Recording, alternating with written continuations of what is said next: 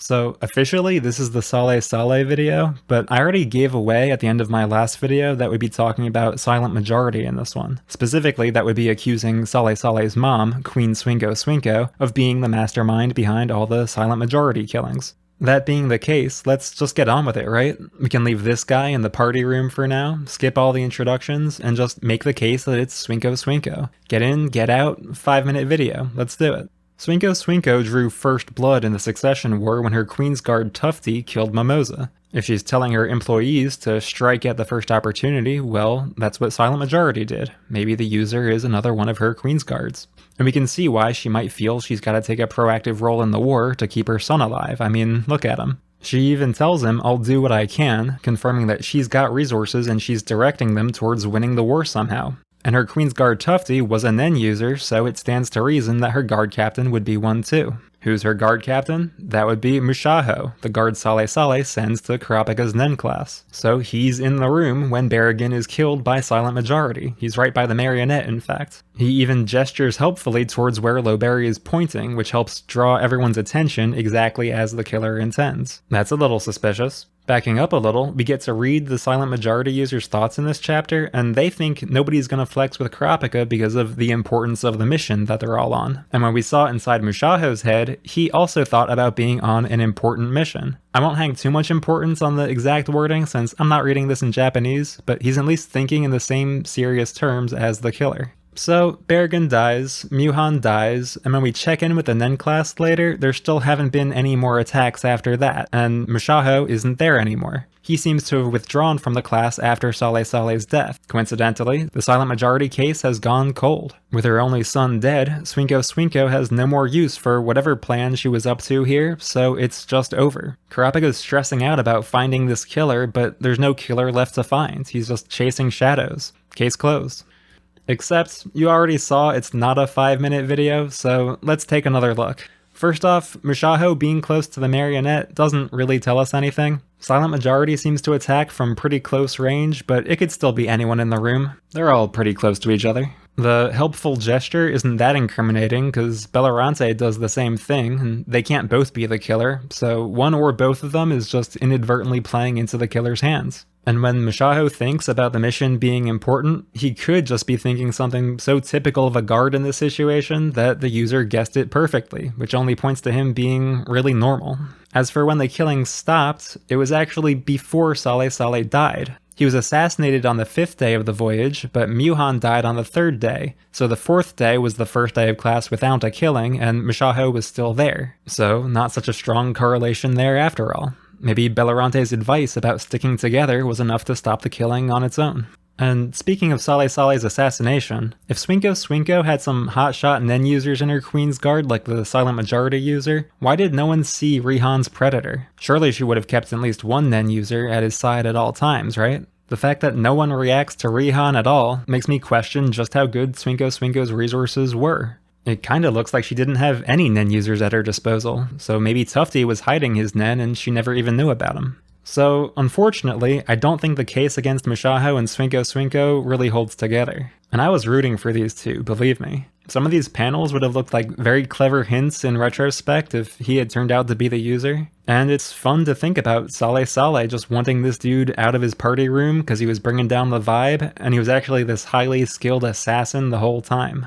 You know what, I do have something to say about Salé-salé. Indulge me for a minute before we get back to the murder case. When Salé-salé doesn't show up to the banquet for his rap performance, Tebeppa correctly figures he's dead because he was a narcissist with main character syndrome and wouldn't have missed it for anything. But the slightly more charitable way to say that is, he loved attention and he loved himself. He really seemed to believe that he was so great that if everyone just paid attention to him, they would start loving him too. We've all known people like this, and their good opinion of themselves really can be contagious. They're fun to have around. And we see that attractive, life-of-the-party personality reflected in his guardian beast, which was a contagious smoke cloud that made people admire him. I don't think the beast could have had an ability like that if Salé-salé hadn't had a charismatic personality to begin with. He wasn't just a naked buffoon. Tebeppa was a hater. I think everyone would have loved his rap, it was gonna be fire. But his beast got eaten by Benjamin Soldier Rihan, and then Yusuho rather neatly assassinated him, so that's a wrap for the 8th Prince.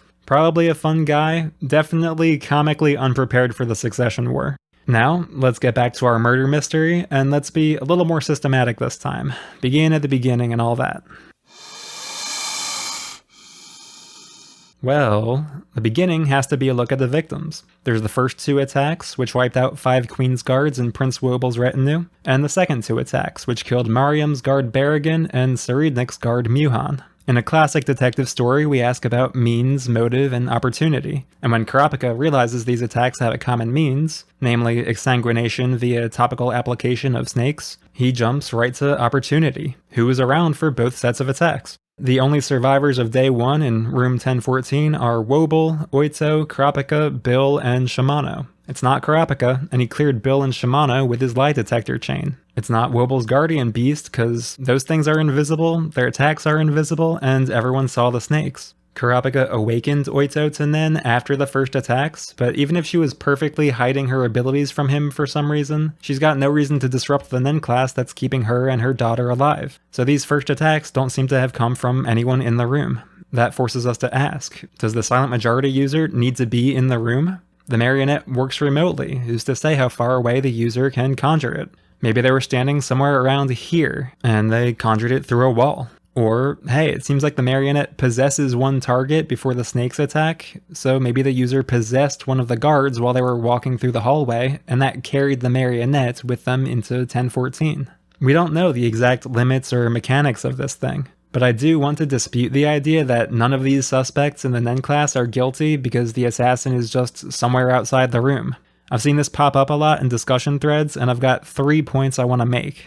1. When we see in the user's head, they're noticing Furikov's Nen and scoffing about how confident he seems. That suggests to me that they're in the room and able to feel his Nen. Could they be feeling it remotely through the marionette? I guess it's possible, but I doubt it. This is an ability that's mostly good for anonymously assassinating people who don't have Nen, so giving the marionette an ability to sense Nen seems superfluous, and it would probably mean more conditions. I don't really see it, but, again, it's possible, so let's move on. 2. Kurapika and Furikov both conclude that it is someone in the room during the Nen class. Kurapika believes that the killer is among us, and Furikov thinks the killer is his 4th hidden Nen user. We'll come back to his deduction, put a pin in that. My point is that these are both experts at figuring out Nen abilities and guessing that X condition would be necessary for something as powerful as Y and all that sort of thing.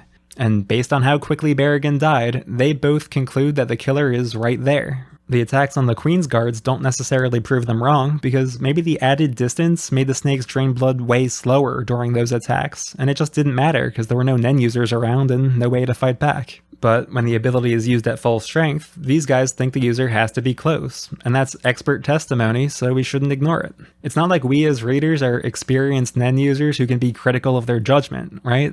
It would be weird for the mystery to be solved by saying, hey, these guys actually don't know anything about Nen, when we've been told that they know a lot about it. It'd be kind of like a murder mystery ending with, hey, the autopsy report was just wrong, even though we told you the coroner was an expert and that was a reliable piece of evidence. It's possible to present that as a solution, but it's not a very satisfying one. And 3, the full title of this Nen ability the killer's using is They Were 11, Silent Majority. For those who don't know, They Were 11 is the name of a classic sci-fi manga. The story is there's a group of people taking what's essentially the Hunter exam, and for the final test, 10 of them have been assigned to survive on an abandoned spaceship for a couple months. But when they arrive, they realize that there's actually 11 of them, not 10. So they're stuck in this claustrophobic situation, knowing that one of them is an imposter with unclear motives. Then someone starts sabotaging the ship, and I won't spoil the whole story, but you get the premise. They have to figure out who's the imposter on this spaceship.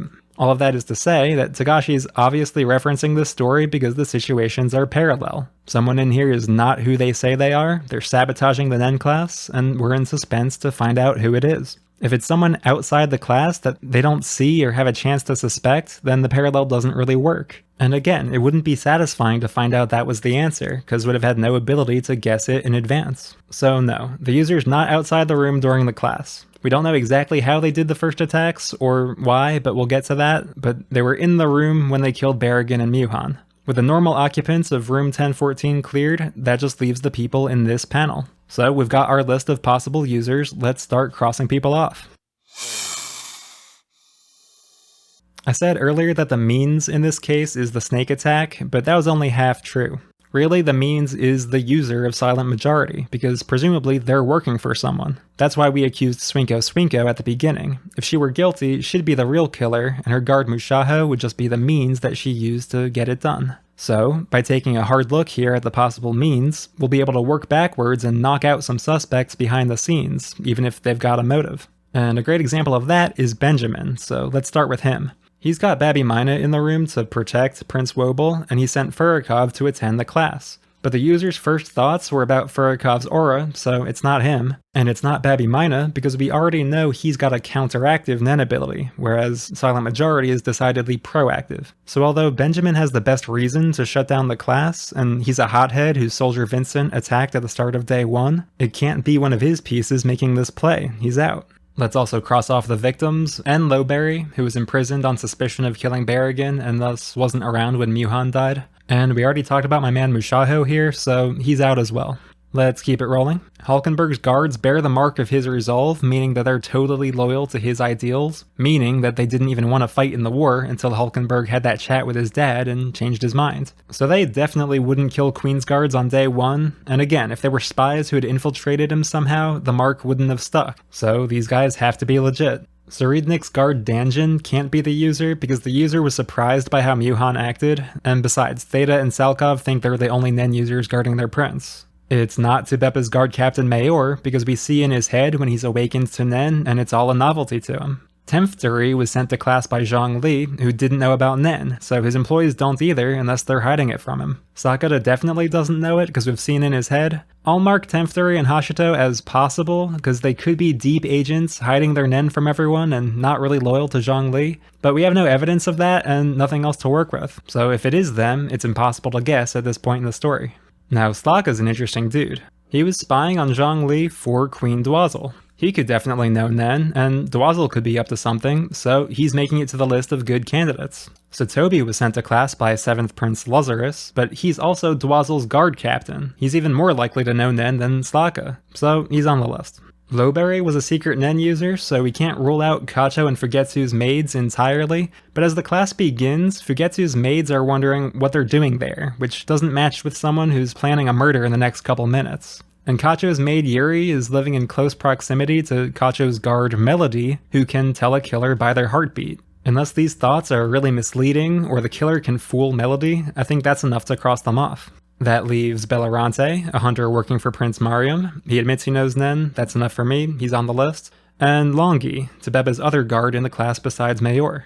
As her guard captain, you'd think Mayor would know Nen if anyone in her retinue did, but at the end of chapter 400, here's Longi saying she knows it already. That makes her a good candidate, and if we're totally confident in Furikov, it makes her the only candidate. So let's return to the Furikov deduction pin from earlier and talk about his read on the class. When he first shows up in room 1014, Furikov gloats to himself a little about how good he is at spotting Nen users and working out their Nen types. He spots that the hunter, Bellerante, can use Nen, he's apparently not even trying to hide it, but then notices that 4 other students are pretending that they can't use it.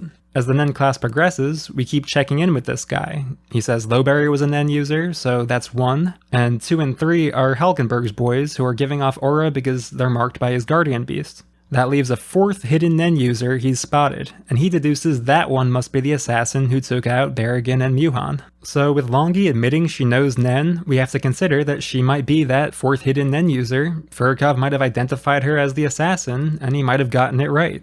Of course, there are other possibilities here. Maybe Furikov identified her as the assassin, but there's actually a 5th hidden Nen user, and they're the real assassin, but they're too good for him to spot. Or maybe Furikov identified someone else as the assassin, and they really are the assassin, but Longi was too good for him to spot, so he wasn't counting her. Well, I don't think that's as likely, since the silent majority user seems to look down on Furikov a bit. My guess would be that he's failed to notice the killer is a Nen user at all. We don't know yet who Furikov was eyeing as his 4th, or whether the killer is his 4th, but we've been primed to consider the possibility, which means Longi's admission here makes her a top suspect. We'll put her at the top of our shortlist of possible killers, and with that, it's time to start digging deeper and considering motive.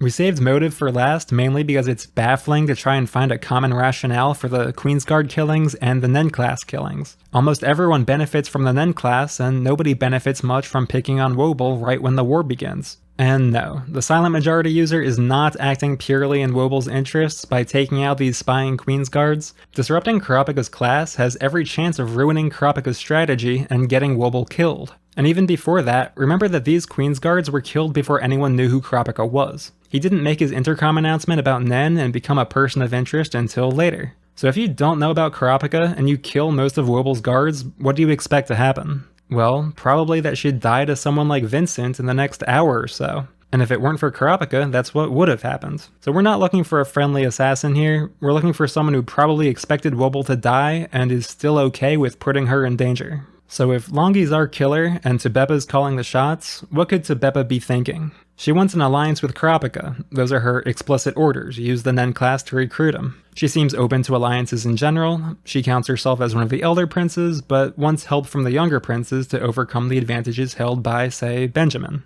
So if she's seeking alliances, she doesn't gain anything directly by attacking Woble at the start. Unless the early death of baby Woble serves to terrorize some of the other young princes into joining her alliance for protection. Maybe she figures Oito and Woble had no resources anyway, so they wouldn't contribute much to an alliance, and if they die quickly, then she can swoop in and recruit Seiko and Savanti's kids. It's a stretch, but not impossible. Then, it turns out Oito and Woble do have resources, namely Kurapika. So Tubeppa switches up the plan. She wants help from Kurapika, but she also wants to monopolize his help. The Nen class is giving it away willy-nilly, and also making everyone like Kurapika, which will give him his choice of allies later. So she has Longi disrupt the Nen class with more killings, to make the other princes suspicious of Kurapika, end the class, and leave Kurapika with few remaining allies, at which point Tubeppa steps in and he can hardly say no. The classes continue despite the killings, so Longi shrugs and tries to recruit him anyway, which apparently worked just fine. That's my best theory, and it's all in the realm of possibility, but notice that we have to imagine Tubeppa's plan changing multiple times.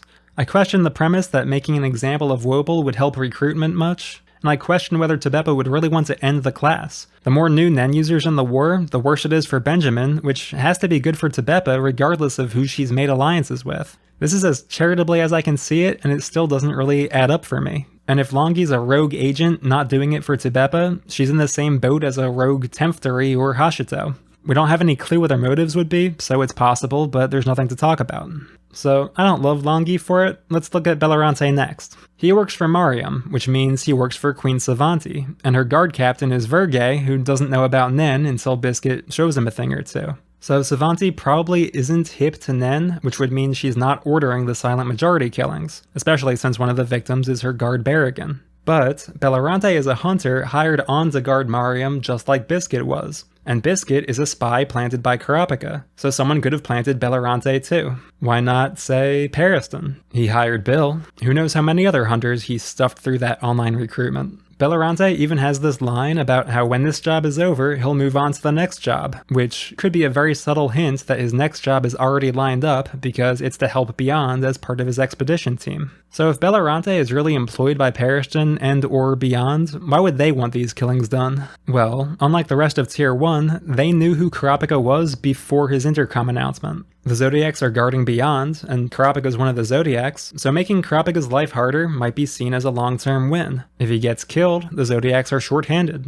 Or maybe Pariston just wants to mess with his replacement as the Rat Zodiac, just to see what happens. You certainly can't put it past him. Or they could have some interest in Woble rather than Kurapika, but there we hit a wall since we know nothing about their aims for the Succession War. If they're telling Bellorante to disrupt the Nen class, it almost looks like they're supporting Benjamin, but I also can't see Pariston really planning to help that guy. I mean, he's already winning. Where's the fun in that? This Bellorante theory is most appealing because it gives us at least some vague reason for the Queensguard attacks. No one within the war really has a motive to be going after Oito and Woble, and they don't know about Kurapika until later. But someone from outside the war who already had orders concerning Kurapika could have a reason either to help him or hurt him. And if he already knew Kurapika was formidable, he might have actually killed off those Queensguards to help him, without thinking it was going to doom Woble, since he would know Kurapika can handle things solo. But then again, if his orders are to help Kurapika, why why disrupt the Nen class with the later attacks? And then, why prevent the Nen class from being cancelled when it's on the brink? Is it all a scheme to borrow Bill and confer with him as a fellow Periston spy? It's not impossible, but it seems hard to predict exactly how the unrest within the class would play out. So if Bella deliberately killed just enough people to not quite end the class but earn exactly one favor from Kurapika, he's really playing some 5D chess. And remember, this is all a bunch of guesswork on the premise that he was planted here by Periston and beyond, which we don't even know, much less what his ultimate goals would be if that were the case. Queen Dwazil, on the other hand, has goals we can at least guess at, so let's turn our attention to the last candidates here, Sokka and Sotobi. First of all, it's probably not Sokka. He's been a somewhat popular choice in discussion threads, I think because it's seen as a cool twist that this yappy doofus would be a secret stone cold killer. I would argue that it wouldn't really be a twist. Our first introduction to Sokka was here in his inner monologue where he's being extremely calculating and serious. So we've known from the start that his doofus act was just an act. And in this inner monologue, he's thinking that Dwazil only orders her guards to play support to Unma's guards. That's a weird thought to have if Dwazil has already been ordering him to kill off Queen's guards. So if she's already gotten involved in the war, I don't think Sokka knows about it. And that leaves Sotobi, Dwazil's guard captain. If she's got something in the works that's a secret from her rank and file like Sokka, he'd be the man to do it. And if he's our killer, Furikov probably spotted Longi as his fourth hidden Nen user and missed Sotobi completely, meaning he's amazingly skilled at concealing his Nen, which makes sense for an Elder Queen's best guard. And if you look here, he's the closest student to Furikov right before Silent Majority thinks about feeling Furikov's Nen, so that makes perfect sense in retrospect if it turns out to be Sotobi. Now, why would Dwazil want to disrupt the class? I say, because of her daughter Camilla and her special guard unit, the Untouchables. They're a key resource prepared to help her eldest child win the war, and the Nen class is even worse for them than it is for Benjamin. I've gone on and on about how bad the class is for Benjamin at the macro level, but the class is bad for the Untouchables at the micro level. All of these guards are prepared to die to inflict a killing curse on one of the princes, but the downside is that the curse can be exorcised if there's a Nen exorcist handy. And if princes start succumbing to curses, any new Nen users among the guards would be biased towards selecting an exorcism ability as a way to keep their prince safe. So ending the class minimizes how many exorcists are in the mix, and maximizes the effectiveness of these curse bullets aimed at all of Nasubi's heirs. Is Dwazil's plan to put Camilla on the throne then? Well, not likely. She makes no effort to talk her out of her one-woman assault on Benjamin's room, which was pretty obviously a bad idea. And if Dwazil's not completely blinded by motherly love, she should know that Cammy's not the best choice for the throne. But she has other children. Tebeppa, Lazarus, Hulkenberg.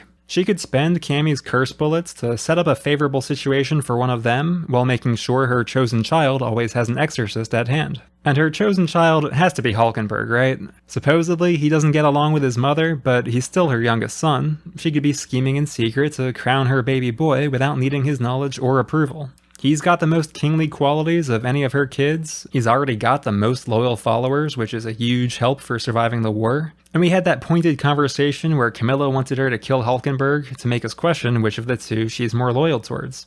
And by the way, Camilla tells Dwazil she'll have an easier time getting close to him, so do Dwazil and Hulkenberg really not get along? We're hearing different things. Anyway, if Dwazil really does plan to throw her support behind Hulkenberg, that also gives us an explanation for the Queensguard attacks. When Oitzo hired Kurapika, she was posing as Hulkenberg to try and recruit one of Hulkenberg's assassins and enter a give-and-take relationship with them. And she said her best hope for the war was to blackmail Hulkenberg over his participation in it. Oitzo may have a dead man switch set up somewhere so that if she doesn't make it, some ally of hers will spill the beans about the succession war, thus providing Hulk with an incentive to keep her alive. Between wanting to harbor his assassins and holding blackmail over his head, she's a bit of a thorn in Hulkenberg's side. So look at it from Dwazil's point of view. Hulkenberg doesn't want to fight. He needs to be convinced to get into the war, and he probably can't go all out if this blackmail thing is hanging over his head. Now if you just kill Oitzo and Wobble, that dead man switch is going off, and nothing Hulkenberg does can change that, so now he might as well fight and worry about his reputation later. That could have been just the thing to snap him out of his hesitation and make him commit to fighting life and death for the throne, at which point Dwazil could use Cammy's resources to help him win it. In practice, Wobble survived, and then Nasubi snapped Hulkenberg out of his hesitation instead, but it's nice that both of his parents want to see him succeed. Let's recap the theory. Sotobi is Second Queen Dwazil's guard captain, and thus a likely choice to be a skilled Nen user in hiding. Dwazil has him go after Oitzo and Wobble to try and eliminate Hulkenberg's blackmailer and force him to accept that he's gotta fight in the war. Woble's remaining guards prove skilled enough to keep her alive, and they start up a Nen class, so Dwazil sends Sotobi to sabotage it in order to keep Camilla's Untouchables in play. Dwazil has prepared an exorcist, and if no one else has one, she holds all the cards. She can save whatever child she supports, probably Halkenberg, and let all the other princes get cursed and die. Frustratingly for her, the Nen class goes on, and people start being really careful, so Sotobi doesn't risk any more attacks, finishes out the class, and goes back to Lazarus. But the threat isn't over. If the Nen class has another session, Lazarus might send more guards who really work for his mother Dwazil, and they might also be secret Nen users who are there to kill people and stop the class. Whether Kurapika will be prepared for them, or totally at their mercy, all depends on whether he can crack the silent majority case.